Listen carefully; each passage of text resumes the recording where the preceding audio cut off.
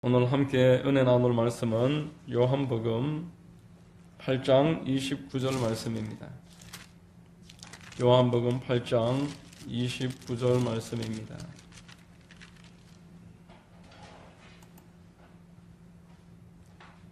신약성경 요한복음 8장 29절 제가 봉독하겠습니다. 나를 보내신 이가 나와 함께 하시도다. 나는 항상 그가 기뻐하시는 일을 행함으로 나를 혼자 두지 아니하셨느니라. 아멘. 할렐루야. 주일 오전 예배 나오신 여러분들 주님 이름으로 환영하고 축복합니다. 우리 옆에 분들과 한번 인사하시겠습니다. 참 잘 오셨습니다. 참 잘 오셨습니다. 만나서 반갑습니다. 저는 봉독해드린 요한복음 8장 29절을 통해서 믿음과 확신, 이와 같은 제목의 말씀을 전하겠습니다. 성령께서 여러분들에게 큰 믿음과 확신 더해 주시기를 바랍니다. 여러분, 에베소서 2장 8절에 이런 말씀을 했습니다. 너희는 그 은혜에 의하여 믿음으로 말미암아 구원을 받았으니 이것은 너희에게서 난 것이 아니요 하나님의 선물이라.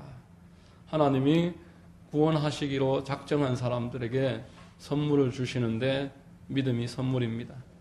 우리는 어떤 행위나 우리의 공로가 아니라 하나님의 택하심으로 말미암아서 구원을 선물로 받은 사람들인 것입니다. 여러분, 이것을 부인하는 것은 불신앙이고 하나님을 기쁘시게 할 수 없는 행동이 되는 것입니다. 그러나 여러분, 믿음 그 다음에는 단계가 있습니다. 사람이 이 땅에 태어나서 아기의 상태로 계속 가는 것이 아니고 어린이와 학생 그리고 청년, 장년의 단계로 점차 성장하듯이 하나님은 우리 믿음이 성장하는 것이다 라고 알려주셨습니다. 예수님이 제자들에게 너희 믿음이 어디 있느냐, 그리고 너희 믿음이 참으로 크도다 칭찬하실 때에는 선물인 믿음의 그 다음에 성장의 단계, 그 믿음이 더 자라고 강건해지는 단계가 있다라는 것을 말씀하는 것입니다. 여러분, 성도들은 기도가 응답된다는 것을 다 믿습니다. 하나님의 말씀을 진리로 믿고 내 생각과 달라도 진리를 따르는 것이 성도이기 때문에 우리가 기도하면 하나님이 들으시고 응답하신다는 것을 우리가 다 믿습니다. 그런데 이 믿음이 그 다음의 단계가 있다는 것입니다. 확신의 단계가 있다는 것입니다. 여러분, 이 기도 응답의 믿음, 그 다음 확신 단계가 되려면 먼저는 기도를 해야 되겠지요. 기도를 해야 되고 응답이 올 때까지 인내하면서 기다려야 되고 그리고 그 응답을 받아야 됩니다. 이런 일들이 계속 반복되면은 그때부터 확신이 생겨지는 것입니다. 하나님이 우리에게 주시는 믿음이 성장해서 확신이 되는 것, 이것을 오늘 본문에는 이렇게 표현을 했습니다. 요한복음 8장 29절에 나를 보내신 이가 나와 함께 하시도다. 나는 항상 그가 기뻐하시는 일을 행함으로 나를 혼자 두지 아니하셨느니라. 이렇게 말씀을 했습니다. 여러분, 예수님은 하나님이십니다. 하나님이시고 예수님은 늘 하나님과 대화하셨고 소통하셨고 함께 계심을 잘 알고 계셨습니다. 그렇지만 나는 그가 기뻐하는 일을 늘 선택하고 행했다. 이렇게 말씀을 했습니다. 육신으로 있는 기간 동안은 무언가 예수님에게도 어떤 한계가 있었음을 이야기하는 것입니다. 하나님을 기쁘시게 해드리는 만큼 그 하나님이 함께 계시는 것에 대해서 더 내가 확신할 수 있다는 것을 본문은 알려주고 있는 것입니다. 여러분, 우리가 하나님을 기쁘시게 해드리면은 하나님이 우리와 더 충만하고 더 분명하게 함께 하시고 내 마음에 기쁨을 주시고 하나님이 나와 동행하시고 만져주신다는 것을 계속 경험하게 하십니다. 이 단계가 지나면서 확신이 되는 것입니다. 하나님은 우리 성도들에게 믿음의 크게 4가지 기둥 가운데서 이 4가지가 다 자라서 확신이 되기를 원하십니다. 첫 번째가 구원의 확신입니다. 여러분, 하나님은 우리 이스라엘 백성들에게, 우리 성도들과 또 구약의 이스라엘 백성들에게 구원의 확신이 있기를 원하셨습니다. 그래서 그들이 출애굽한 이후에 너희들은 이 구원에 관해서는 결코 흔들리면 안 된다. 너와 내 자녀들에게 이 사실을 날마다 입술로 선포하고 반복하고 이것을 깨달아서 이것에 대한 분명한 확신을 가져라. 그래서 이스라엘 백성들은 출애굽기 13장 1절로 10절 말씀을 종이에 기록을 해서 손과 이마에 묶고 그 묶은 말씀을 아침 저녁으로 묵상함으로써 내 마음에 새기고 자녀들의 심령에 그것을 새겼습니다. 그래서 우리는 구원받았다. 내가 너희에게 전하는 너희들도 너희 자녀에게 이것을 전해서 이 신앙은 우리가 굳건하게 지켜야 한다. 집안의 전통이 되었던 것입니다. 그런데 이게 뭔가 부족했습니다.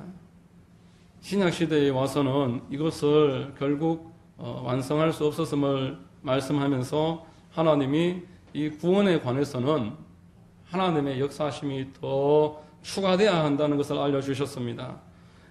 예레미야서 31장 31절로 33절에 야훼의 말씀이니라. 보라, 날이 이르리니 내가 이스라엘 집과 유다 집에 새 언약을 맺으리라. 이 언약은 내가 그들의 조상들의 손을 잡고 애굽 땅에서 인도하여 내던 날에 맺은 것과 같지 아니할 것은 내가 그들의 남편이 되었어도 그들이 내 언약을 깨뜨렸음이라. 야훼의 말씀이니라. 그러나 그날 후에 내가 이스라엘 집과 맺은 언약은 이러하니 곧 내가 나의 법을 그들의 속에 두며 그들의 마음에 기록하여 나는 그들의 하나님이 되고 그들은 내 백성이 될 것이라. 야훼의 말씀이니라 라고 말했습니다. 주야로 말씀을 계속 읽음으로써 선포함으로써 너희 마음에 그것을 잘 새겨라 부탁하셨음에도 그들이 이 율법을 잃어버렸다는 것입니다. 이것을 등한히 하는 사람들이 생겨나더라는 것입니다. 구원에 관해서는 당연한 것이고 다른 것을 추구함으로써 이것에 대해서 점차 망각하고 희석하는 사람들이 생겨서 이스라엘은 수백 년 후에 믿음을 잃어버렸습니다. 그래서 하나님이 이 일이 실패했으므로 이것을 내가 다시 한번 너희에게 그 신비에 새겨줌으로써 너희 마음에 구원의 확신만은 내가 직접 새길 것이다. 이렇게 말씀을 했던 것입니다. 여러분, 제자들이 예수님과 동행할 때에 자기들의 믿음이 아주 대단한 줄로 알았습니다. 자기들은 절대로 배신하지 않는다. 우리는 주님과 함께 죽는 자리까지 갈 것이다. 라고 했지만 막상 뚜껑을 열어보니까 그들의 믿음은 질이 멸렬했고 오합지졸에 불과했습니다. 예수님 체포당하시니까 다 도망가버리고 예수님 모른다 그러고 예수님을 3년 6개월 동안 동고동락 하루 온종일 같이 먹고 자고 했던 사람들이 예수님을 떠나버렸습니다. 예수님을 모른다 그랬습니다. 그리고 옛 삶으로 돌아가 버렸습니다. 물고기나 잡고 다시 예전처럼 살아가자 이렇게 말하면서 다 돌아가 버렸습니다. 예수님이 부활하셔서 그들을 찾아가셨고 그들을 다시 불러 모으시고 사명을 주셨지만 역시 너희들은 구원의 확신의 부분에 있어서는 너희 힘으로 되는 것이 아니다. 이 세상이 너희들의 구원의 확신을 뺏기 위해서 얼마나 이리와 같이 너희들을 삼키려고 너희들의 마음을 훔치려고 너희 영혼을 넘것뜨리고 하나님에게서부터 떠나게 하려고 그렇게 달려들 것이니 너희들의 구원의 확신의 부분에 있어서는 너희 힘으로 하지 말고 하나님이 성령을 부어주실 것인데 그때까지 기다려라. 오직 성령으로 충만함을 받으면 너희의 마음의 구원의 확신이 선명해질 것이다. 그들은 실패를 경험했기 때문에 예수님이 승천하신 다음에 이제 무작정 기도하기 시작했습니다. 오순절까지 열흘 동안 기도함으로써 성령 충만함을 받았습니다. 하나님이 오순절 날에 각 사람의 머리 위에 성령을 불의 혀와 같이 내려주셨습니다. 그들은 완전하게 변화됐습니다. 여러분, 구원에 대해서 지식으로 알고 있는 것과 구원의 확신을 가지는 것은 완전히 다른 일입니다. 그들은 이때로부터 자기의 목숨을 아까워하지 않는 사람으로 바뀌었습니다. 복음을 부끄러워하지 아니하노니 이 복음은 모든 믿는 자에게 구원을 주시는 하나님의 능력이 된다라고 선포했습니다. 그들을 죽이고 그들을 투옥시켰던 바리새인과 대제사장 앞에서 그들은 생명 다해서 복음을 전했습니다. 사도행전 4장 12절에 다른 이로서는 구원을 받을 수 없나니 천하 사람 중에 구원을 받을 만한 다른 이름을 우리에게 주신 일이 없음이라.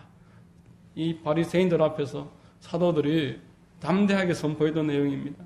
여러분, 저와 여러분들은 예수님의 십자가로 말미암아서 용서받고 의인이 되었습니다. 우리는 아무 공로 없이 하나님의 자녀가 된 사람들입니다. 그렇지만 이 믿음 위에 성령께서 임하셔서 우리의 구원을 인치시는 작업이 남아있다는 것을 기억하시기를 바랍니다.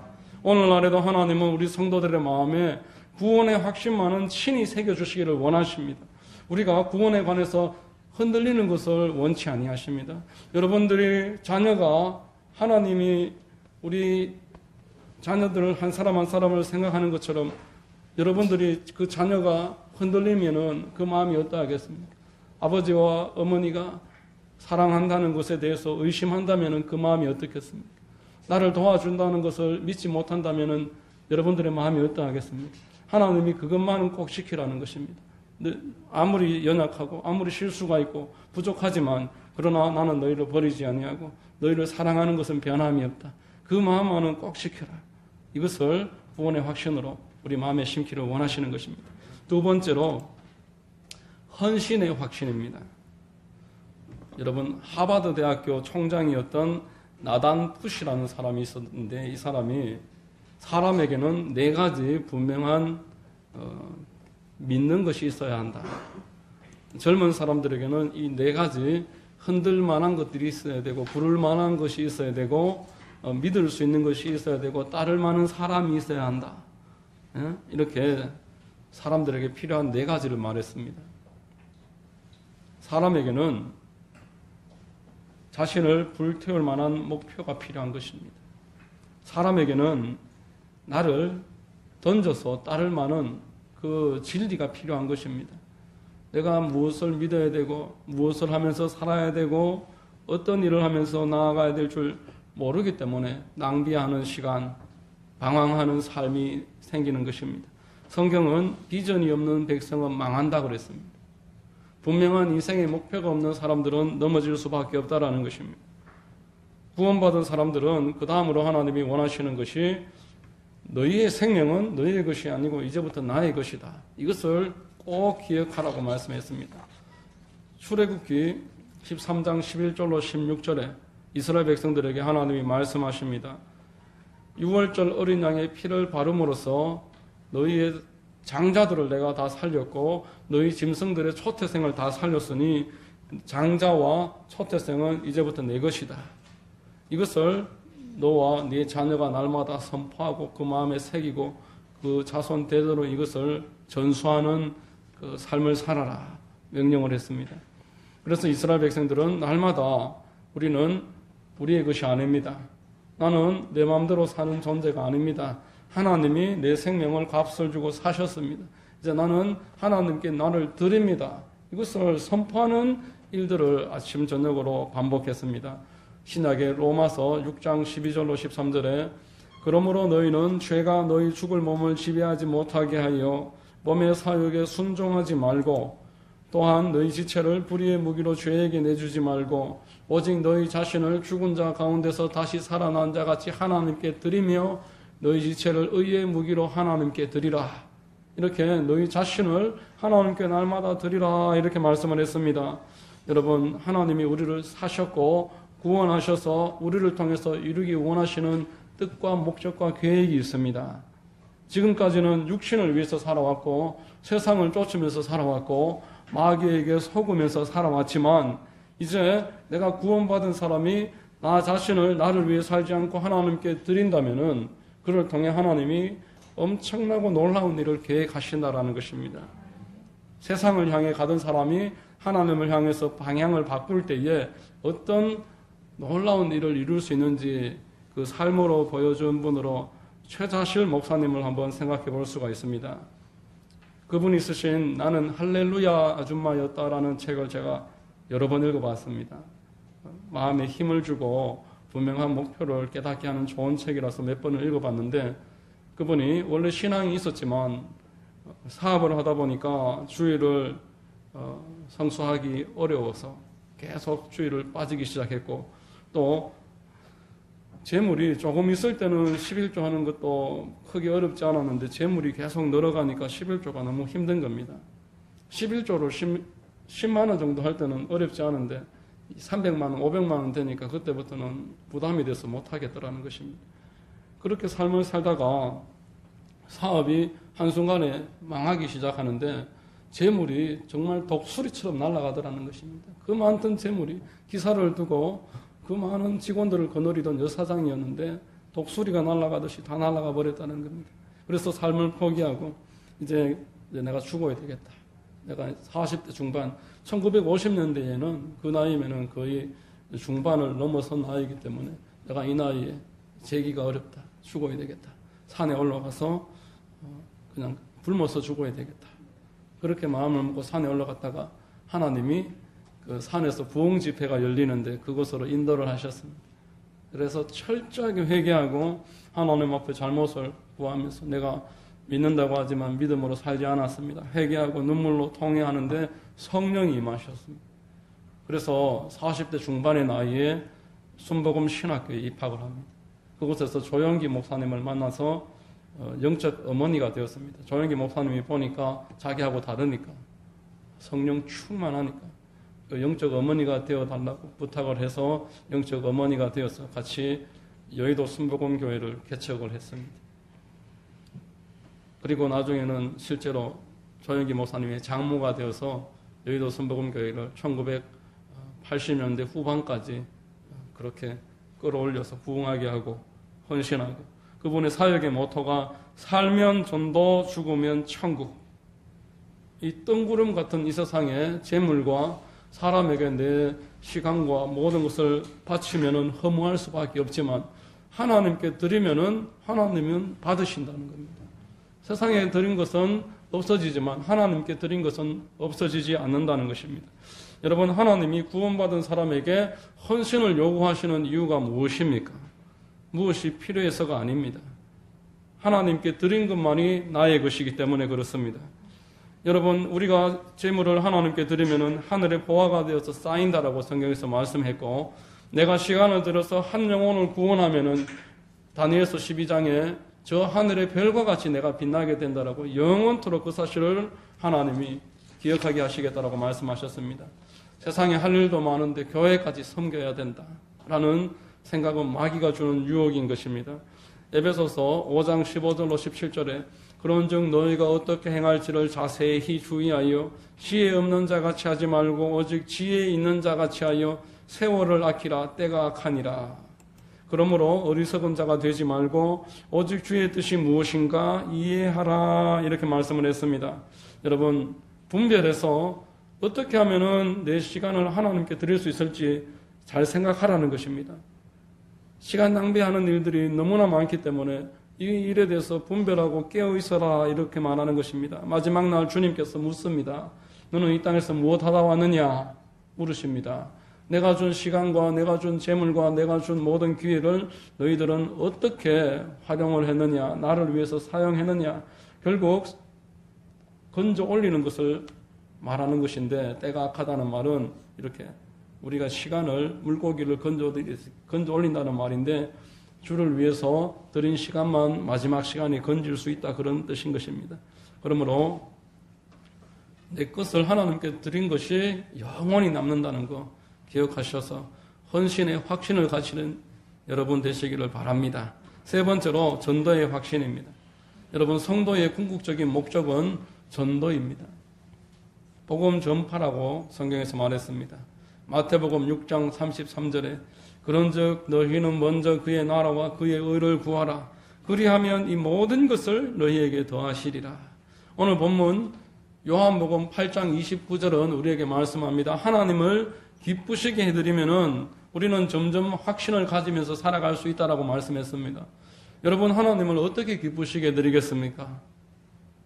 여러분들이 헌금을 한다든지 봉사를 한다든지 기도를 한다든지 이런 일들은 하나님을 기쁘시게 해드리는 일이 아닌 것은 아닙니다. 맞습니다. 그렇지만 그것 자체가 목적이 되는 것은 우리가 그 신앙이 제대의 역할을 못하는 것입니다. 하나님은 우리가 기도를 하고 우리가 교회를 섬기고 또 여러 가지 봉사와 성도들 간의 코이노니아를 함으로써 우리 안에서 힘이 생겨서 그것을 가지고 전도하는 데까지 연결되는 것을 원하고 계신다라는 것입니다. 그러나 이 주객이 전도되는 일들이 계속 생김으로써 하나님을 기쁘시게 해드리지 못하는 일들이 너무나 많습니다. 이런 예를 한번 들어보겠습니다. 수도권에 신도시가 생겼습니다. 그래서 아파트가 막 수도 없이 생겼습니다. 1년 만에 15만 명이나 되는 사람들이 이 신도시에 몰려왔습니다. 신도시가 생기니까 그 안에 많은 문제가 생깁니다.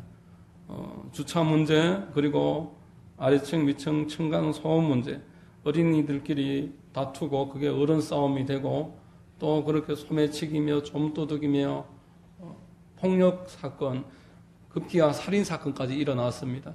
그래서 이제 정부에다가 탄원을 하고 해서 그 아파트 단지 내에 파출소를 만들었습니다. 그런데 이 파출소 직원들이 모여서 파출소가 이제 시작을 하고 나서 모여서 회의를 하는데 우리가 이 동네를 위해서 무엇을 할까?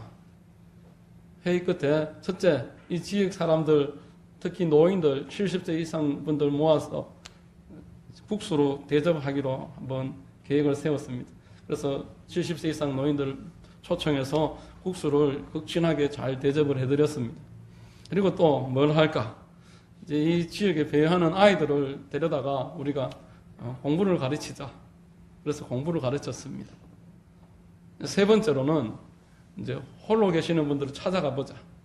찾아가고 또 병원에 가야 될 일이 있으면 모시고 가보자. 그렇게 찾아다니면서 도와드렸습니다. 파출소는 너무너무 바빴습니다.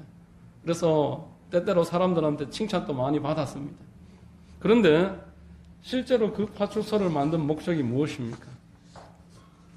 주민들 간의 충돌 문제, 좀도둑이나 소매치기나 폭력 문제, 주폭 문제, 이런 여러 치안 문제를 해결하라고 파출소에 세워놨는데 파출소에서 다른 일을 하다 보니까 그 본분을 제대로 감당하지 못하고 1년이 지났는데도 치안 문제가 전혀 변함이 없어서 결국 그 파출소장이 쫓겨나고 말았습니다.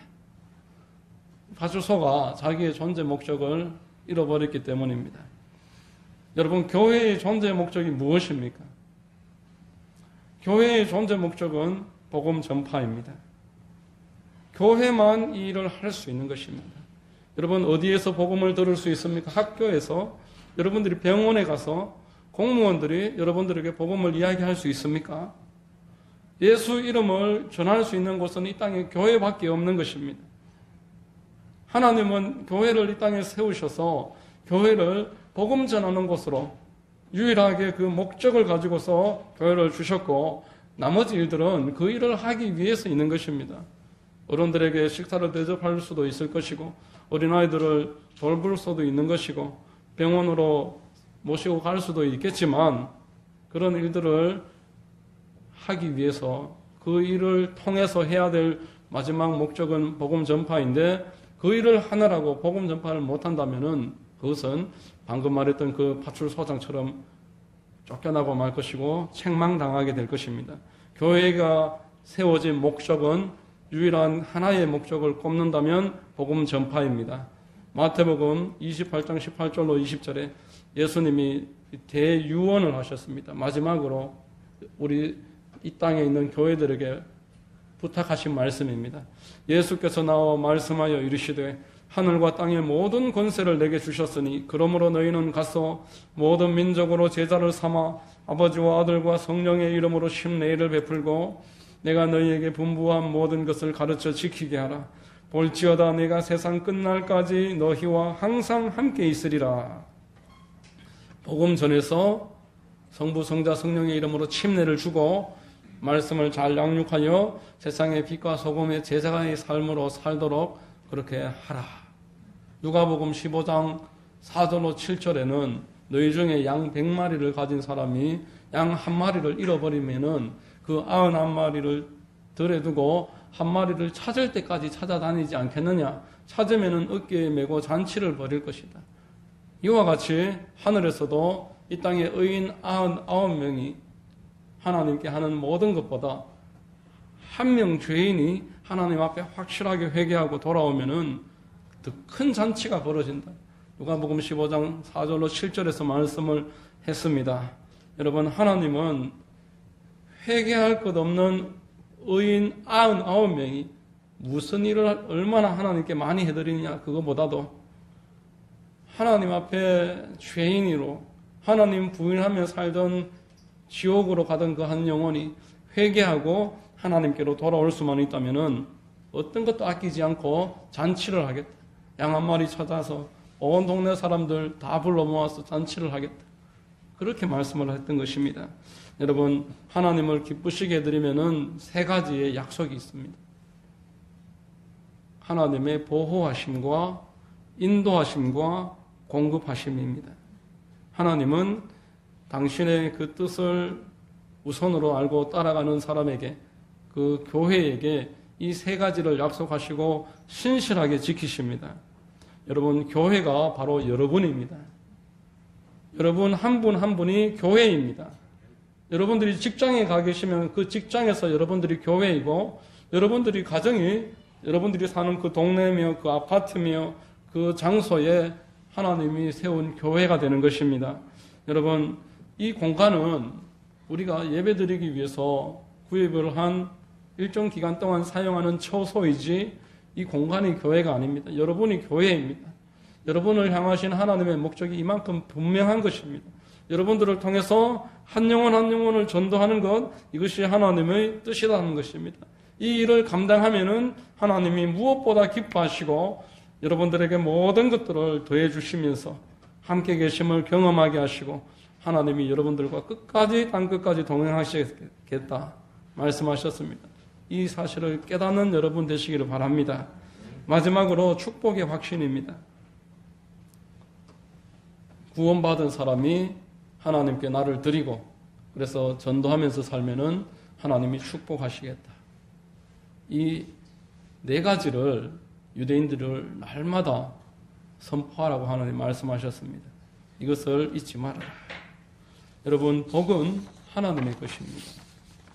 하나님은 여러분들에게 복 주시기를 원하십니다. 야고보서 1장 17절에 온갖 좋은 은사와 온전한 선물이 다 위로부터 빛들의 아버지로부터 내려오나니 그는 변함도 없으시고 회전하는 그림자도 없으시니라. 히브리서 11장 8절에 예수 그리스도는 어제나 오늘이나 영원토록 동일하시니라 라고 말했습니다. 창세기 1장에 성도들에게 복 주셨던 하나님, 또 노아의 홍수 이후에 노아에게 복 주셨던 하나님, 아브라함에게 복 주셨던 하나님, 이 하나님은 변함없이 지금도 우리에게 복을 주시는 분이십니다. 하나님은 이것을 잊지 말아라는 것입니다. 복은 하나님께서 주시는 것이다 하는 것을 기억하라는 것입니다. 요한 3서 2절에 사랑하는 자여 내 영혼이 잘됨같이 내가 범사에 잘되고 강건하시기를 내가 간구하노라. 강건하기를 내가 간구하노라 말씀을 했습니다. 여러분, 하나님이 원하시는 것이 이처럼 자명합니다. 하나님은 구원받은 백성들을 축복하기를 원하십니다. 그 과정에는 하나님께 헌신하고 전도하기를 원하십니다. 이것이 하나님의 뜻입니다. 이 네 가지를 분명하게 믿는 것, 이것이 여러분들을 향하신 하나님의 계획이고 목적입니다. 아담으로 말미암아 죄에 빠져서 하나님을 떠나 멸망하던 사람들을 하나님께 구원받아서 헌신하고 전도하면서 살면 축복하시겠다. 이것이 성경에서 말하는 네 가지 확실한 기둥입니다. 이 네 가지를 선명하게 기억을 하셔서 여러분들의 삶이 2023년에는 더 하나님을 향해서 조정되시기를 바랍니다. 하나님을 향해 더 초점이 선명하게 맞춰지시기를 바랍니다. 이 일을 하는 자들에게는 하나님이 함께 하십니다. 여러분들에게 하나님이 함께 하시기를 예수님의 이름으로 축원드립니다. 기도하겠습니다. 좋으신 하나님 감사합니다. 하나님이 우리에게 믿음을 주셨습니다. 이 믿음을 이제 확신으로 만드는 일은 우리에게 달려있는 줄로 오늘 말씀을 통해서 깨닫습니다. 하나님이 믿음 주셔서 이것을 키워가기를 원하고 계시오니 우리가 오늘 말씀처럼 구원과 또 헌신과 전도와 축복, 이것을 우리의 삶의 확신으로 만들어가는 은혜가 있게 하여 주시옵소서. 예수님의 이름으로 감사하며 기도드립니다. 아멘.